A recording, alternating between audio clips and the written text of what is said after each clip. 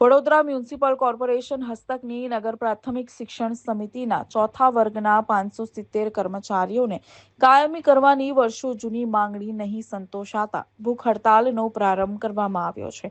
હાથમાં બેનરો અને પ્લે કાર્ડ લઈને સૂત્રોચ્ચાર ગજવી ભૂખ હડતાલ શરૂ કરી જ્યાં સુધી માંગણી નહીં ઉકેલાય ત્યાં સુધી નહીં હટવા નિર્ણય કરવામાં આવ્યો હોવાનું સંઘના પ્રમુખ નિલેશ રાજે જણાવ્યું હતું।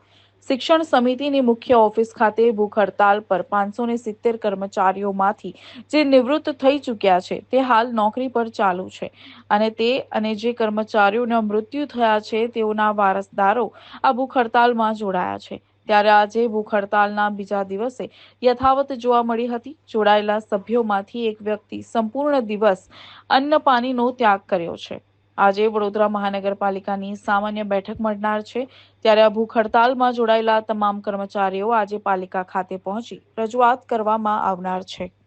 હા, આજે અચોક્કસ મુદ્દત હડતાલનો બીજો દિવસ છે અને આજે અમારો એક પ્રોગ્રામ એવો છે કે કોર્પોરેશન ખાતે આજે સામાન્ય સભા છે અને એ સામાન્ય સભામાં જે કોઈ સામાન્ય સભામાં બેસવાના હોય, મેયર હોય, ડેપ્યુટી મેયર હોય, કમિશનર હોય, તમામ કાઉન્સિલરો હોય, એમને અમે એક પરિપત્ર આપવા જઈ રહ્યા છે અને લગભગ સાંજે 4 વાગ્યાની આસપાસ। એટલે નગર પ્રાથમિક શિક્ષણ સમિતિમાં 9/6/2020ના રોજ શિક્ષણ સમિતિની સામાન્ય સભામાં લેબર કોર્ટમાં જે ચુકાદો આવેલો, જે કાયમી કર્મચારીને કાયમી કરવાનો, એ ચુકાદાના આધારે સામાન્ય સભામાં ઠરાવ થયો। એ ઠરાવ ગયો કોર્પોરેશનમાં મંજૂરીના અર્થે અને એ જ વર્ષમાં એટલે કે 7/12/2020માં એ સમયે મેયરશ્રી હતા જિગીશાબેન શેઠ, એ સમયે એમણે એવું કહ્યું કે જે આ ફાઇલ છે એનો મારો અભ્યાસ કરવાનો રહી ગયો છે એટલે હું એ ઠરાવ અત્યારે મુલતવી કરું છે।